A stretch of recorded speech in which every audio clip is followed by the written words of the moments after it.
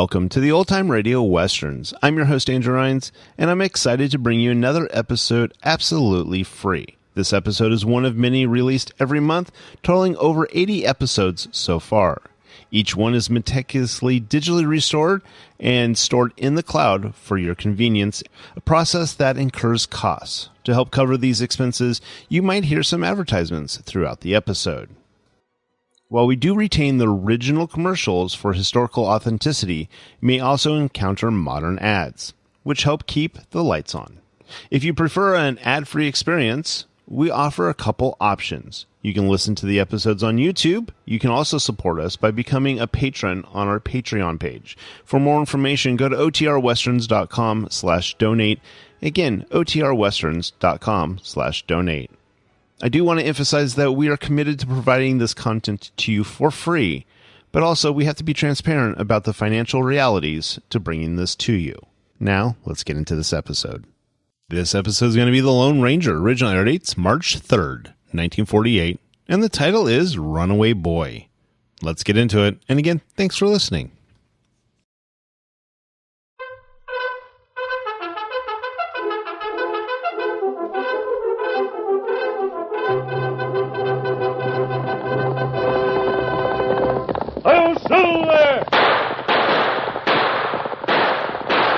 A fiery horse with the speed of light, a cloud of dust, and a hearty hi-yo Silver, the Lone Ranger.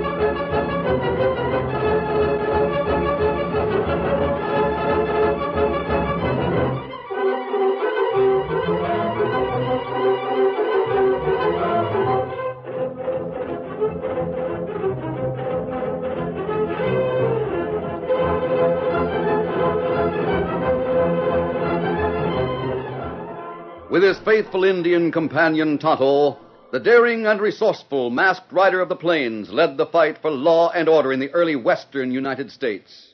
Nowhere in the pages of history can one find a greater champion of justice. Return with us now to those thrilling days of yesteryear. From out of the past come the thundering hoofbeats of the great horse Silver. The Lone Ranger rides again. Come on, Silver. Let's go, big fellow. I'm Silver. Hoy!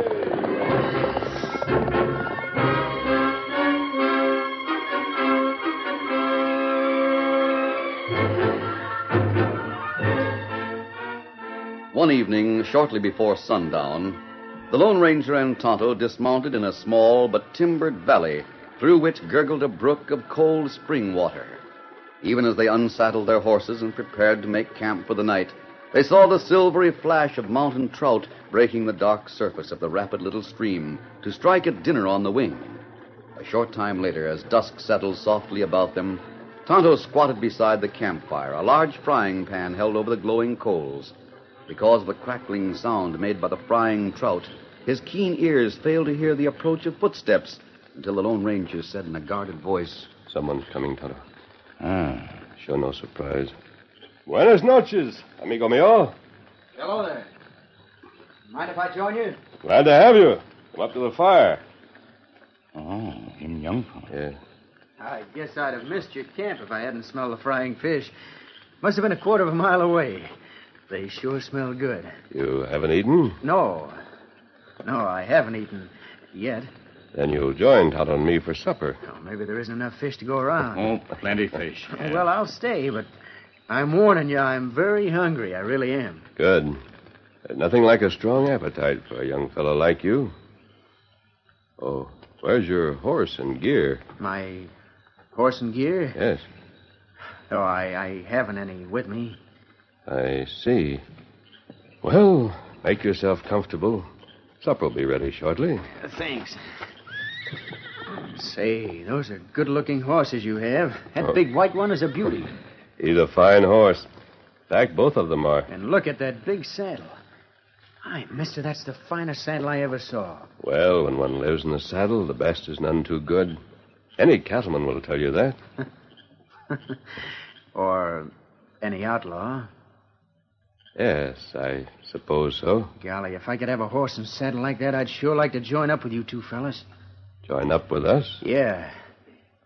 After the kicking around I've had in the last few weeks, being an outlaw like you looks mighty good to me.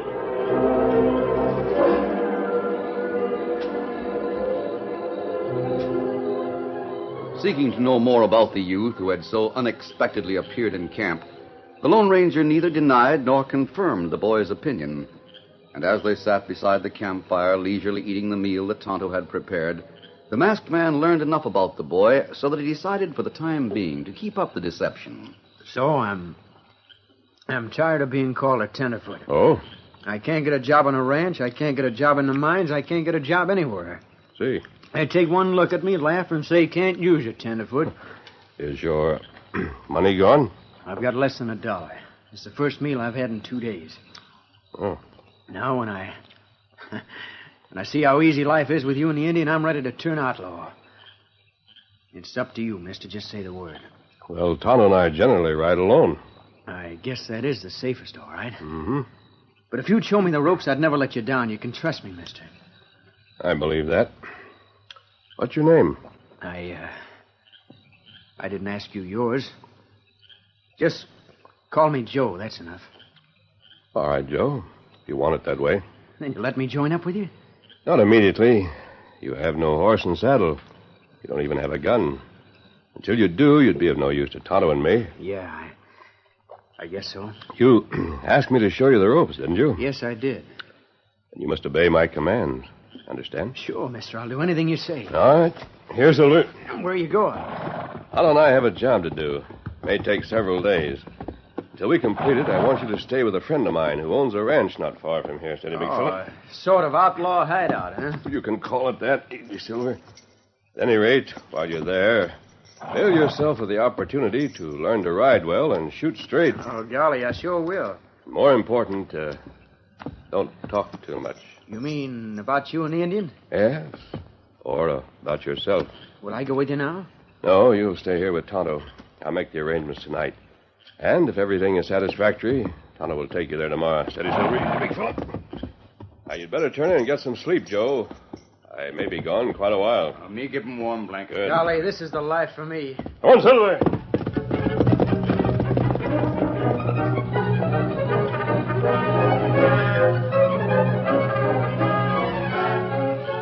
Well, bless my soul, it's the masked man. How are you, Colonel Henry? Riding high as usual. Come right in, my friend. Thanks. Well, it's been quite a while since I saw you. Yes, right after you retired from the Army. Well, how's ranching, Colonel? Good. It's a lot of fun, and it pays well. You can't beat that. Sit down, sit down. Thanks, Colonel. I don't want to be inhospitable, but when you show up, you've got a reason. So what's on your mind now? I believe you're a friend of the Chicago businessman James Connors, aren't you? You bet I am. But poor old Jim, I feel mighty sorry for him right now. Because of the boy? You knew he disappeared? I read about it in the Eastern newspapers. Yes, it's been a blow to Jim. You know, he didn't marry until he was almost 40. Oh? Too busy making money, I reckon. He never knew what real living was until that boy was born. But from that day on, Jim lived for that kid. I see. There wasn't anything money could buy that the boy didn't get. Then why did the son leave home? Stubbornness. On whose part? Both of them. See. I had a letter from Jim not long ago. Told me all about it. Jim wanted the boy to go to West Point like he'd done. The boy wanted to get out on his own, make his own way. They had a fight over it, I guess, and the next thing Jim knew, the boy had disappeared. Jim's advertised all over the country, pleading for him to get in touch with him. Yes, I saw several of the advertisements a few weeks ago. Why are you interested in young Jim Connor? Is he in trouble? No, not yet, fortunately. He's at my camp, though he told me his name was Joe. You found the boy. Oh, this is going to be grand news to poor Jim. Colonel, the boy's had some bad knocks since he left home. He's embittered and has lost faith in everyone. We've got to handle his case with care. How do you mean? He thinks I'm a bandit, and he wants to join up with me. You a bandit? Well, he's proud, very proud. Also stubborn. Just like his father. He knows he's failed. If I asked him to return to his father, he wouldn't do it. I can believe that, all right. First, I want you to telegraph his father to come west immediately. He should arrive in, well, less than a week. All right. I'll wire him tonight.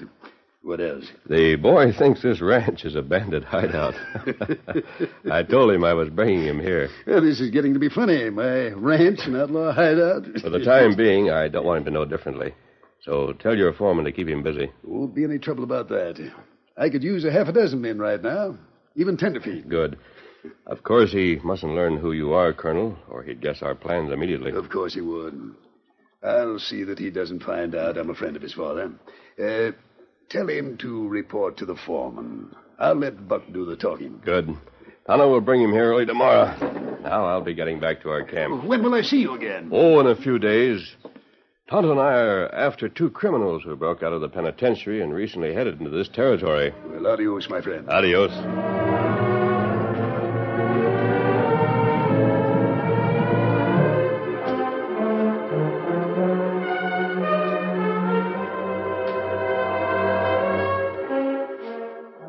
Early the following morning, Tonto, with the youth who had drifted into the Rangers' camp, went to the ranch where young Jim Connor reported to the foreman, using, of course, the name of Joe. Meanwhile, 2 rough-looking men attired in cowman's boots and dungarees entered the general store in the village of La Junta, and after making minor purchases of rations and tobacco, were about to depart when the proprietor said, You fellas strangers around here. What about it? Oh, I figure I know most of the punchers riding with the outfits in these parts.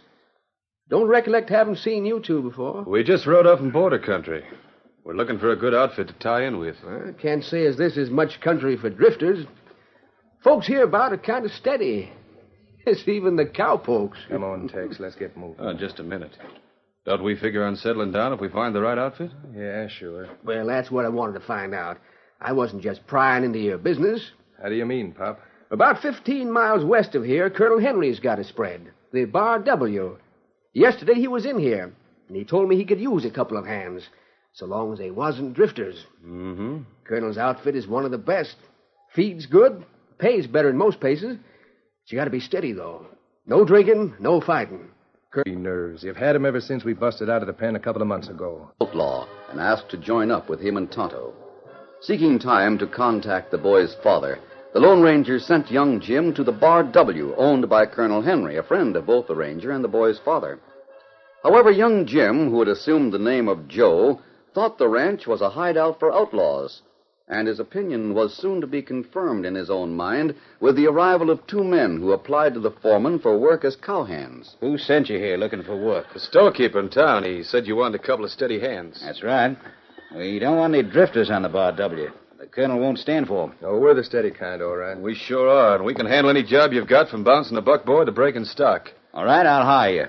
But remember, we don't allow any drinking, gambling, or fighting here. Understand? Oh, yes, sir. However, there's something I better mention now before you let the cat out of the bag. What's that? See that kid learning to wrangle a remuda over there in the corral? Yeah? He's a tenderfoot. And for some reason or other, I don't know what it is, he thinks this is an outlaw outfit. Outlaw? He thinks every one of us are back trailers and that he's joined up with us. For the time being, the colonel doesn't want him told any different. Oh. That's a good one. It sure is. Don't wise him up. In fact, you might string him along with some tall tales. Sure, me and Turk will tell him how we held up stages, how we robbed banks. Maybe how we busted out of a lot of jails, huh? Suit yourself. Now feed your horses and get ready for chow. After you've eaten, I'll tell you what work's to be done.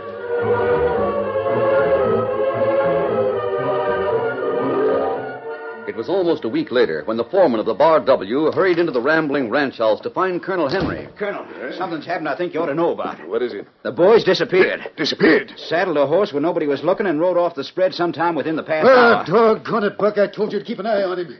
His father's coming in tonight. He's not here. His father? Yes, his father. I didn't want any of you fellas to know who he was until Jim Connor arrived. I was afraid you'd let the cat out of the bag one way or the other. I don't get it, Colonel. The boy's a runaway. If he knew what we've been up to the last few days, he'd have cleared out, and maybe his father would never find him. Are you sure he didn't find out about the crew pretending to be gunslingers in this rancher hideout? No, Colonel. He never found out we were ribbing him. Fact is, right now, I'm thinking maybe he took it a lot more serious than we planned. How do you mean, Buck? Well, you recollect I had you put a couple of new cowpokes on the payroll a few days ago. Yes, what about them? They disappeared off the ranch about the same time as the kid. Take a look at this. Yeah? I found it under the bunk of the fella named Tex. Let me see it. Now, until you mentioned that fella Connor, I didn't get what it was all about. Says, Dear Tex, good haul on Friday night stage. Chicago millionaire named Connor aboard. He's carrying plenty. Good luck. We'll meet you and Turk at Big Mamie's in Denver. Signed Adams. Buck, do you realize what this means? I do now, Colonel. It means those two drifters are outlaws. Real ones. And they're going to hold up the stage tonight. And it's my bet the kid's going with them. Oh, this is awful, Buck. He's going to hold up his own father. Maybe they didn't tell him who's on the stage. Perhaps not. What's the difference? Buck, get every man on the spread at once. We'll go after them. But, Colonel, there's not a man I can get here within an hour. Never mind. Come on, Buck. We'll saddle up and go after those rascals ourselves. I hope we'll be able to trail them. We've got to, Buck. If that boy gets into trouble through my fault, his dad'll kill me. And I won't blame him if he does.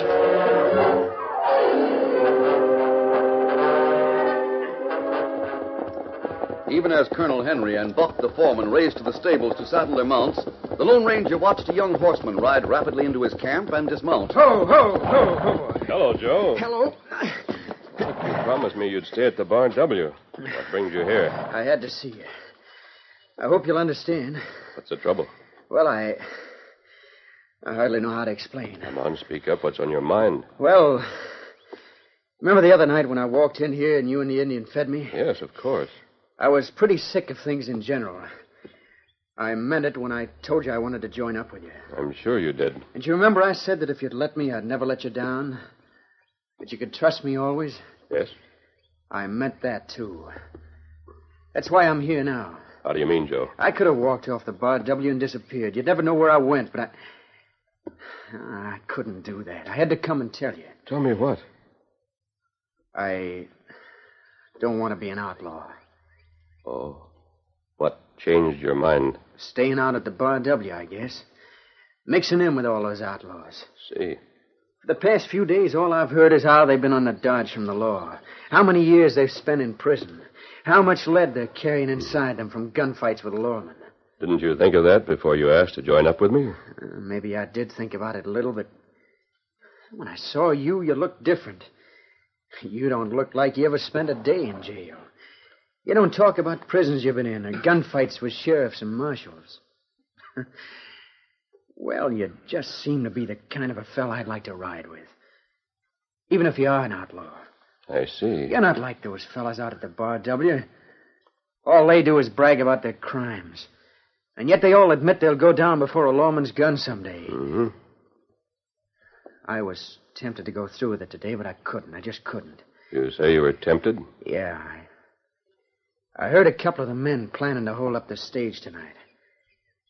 I was on the verge of asking to get in on it just for the experience, but I backed down. Were you afraid of getting shot or caught, Joe? No, it wasn't that. It just came to me that I'd rather starve than take what doesn't belong to me. So that's your real reason? Yes, that's it. I knew then I'd have to come and tell you the truth. I didn't want to let you down, and I hope you'll understand. I do understand. Oh, then you're not sore at me? No. On the contrary, I'm proud of you. But now I'm going to tell you something, and I hope you'll understand, Jim. Jim? You mean Joe? No, I mean Jim. Jim Connor of Chicago. Briefly, but with deep sincerity, the Lone Ranger explained to the boy how he had recognized him when he came into camp a few nights previously. How he had sent him to the Bar W until his father could be brought out from the east, and why he had agreed to let the ranch hands pretend to be outlaws. They may have overdone it a bit, but you can take my word for it. There's not a man on Colonel Henry's spread who ever killed a man or served a day in jail. And those 2 men I heard planning to rob the stage, they're not outlaws? No, they're just cowhands. They must have known you were listening to them all the time. I'm all mixed up. Those fellas talked and acted like outlaws, but aren't. You talk and act like a gentleman, but you're an outlaw. I don't understand it. I'm not an outlaw, Jim. You're not? You assume that.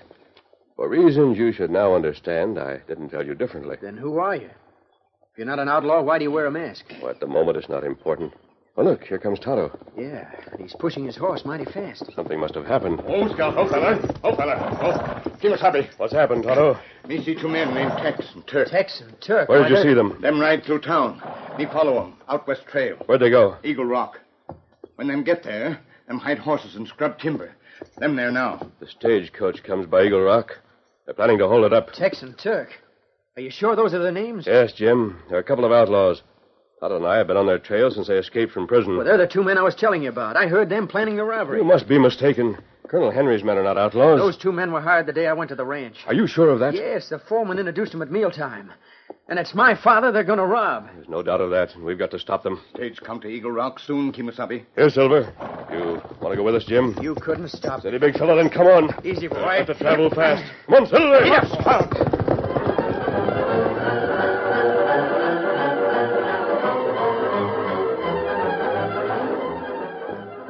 Here comes the stage. Colonel Henry, if you and Buck do as we tell you, Turk and me won't gun you down. Savvy? You don't do as we say. You'll both hang for this. This'll teach you not to go butting in on what don't concern you, Colonel. Tex and me both saw you trailing us. We was waiting for you. Cut the palaver, Turk. Now, Colonel, you and Buck ride right out there on the trail and wave your hands. The driver will recognize you and he'll rein up. And don't forget for a minute that you'll be covered. So don't try any tricks. When the stage stops, me and Turk will ride in and take over.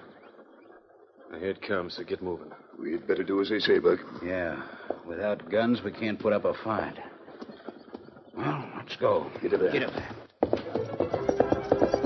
As the stage approached, Buck and the colonel, knowing that Tex and Turk would gun them down if they didn't follow instructions, rode their horses into the middle of the trail and waited. The colonel waved his Stetson above his head till he saw that the driver recognized him and was stopping. Inside the stagecoach, Mr. Connor stuck his head out the open window. Then, turning to his 2 companions, he spoke. I can't understand this. There's my good friend Colonel Henry out there with 2 bandits. I don't understand it either, Dad. The foreman's with him, too. Quiet. Here comes Tex and Turk. Cover that door of the coach, Jim. I will. You can depend on me. Take the other door, Turk. I'll take this side. All right. I'm ready. Open her up. Now, gents, keep your hands up and nobody will get hurt. Drop that gun. Drop it, Turk. Hey, what the... Hey. Get him, Tex! I told you to drop that gun. All right, Turk. That'll fix you. I got Turk. Good for you, son. You knocked him out.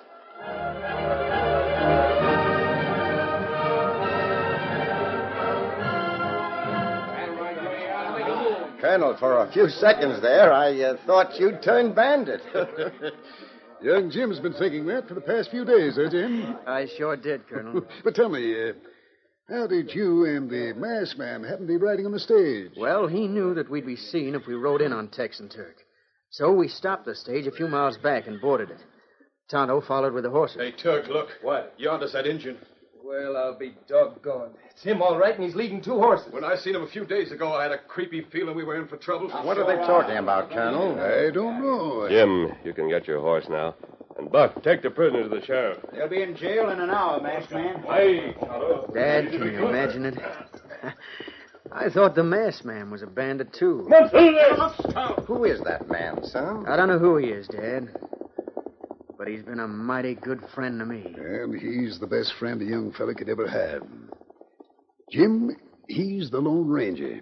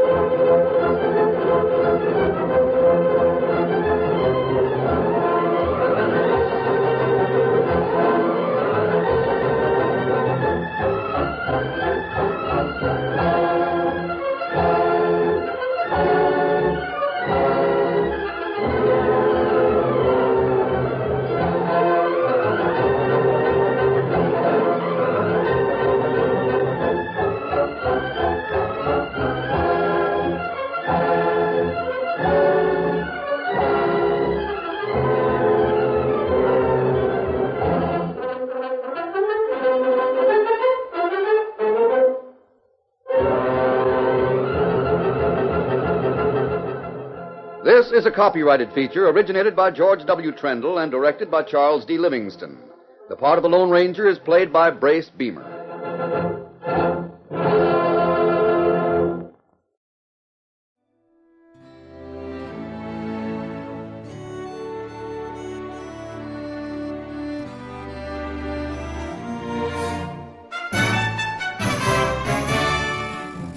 This has been a presentation of OTRWesterns.com, and we hope you enjoyed. Please take some time to like and rate our shows in your favorite podcast application. Follow us on Facebook by going to OTRWesterns.com/Facebook. Subscribe to our YouTube channel by going to OTRWesterns.com/YouTube. And send us an email, podcast@OTRWesterns.com.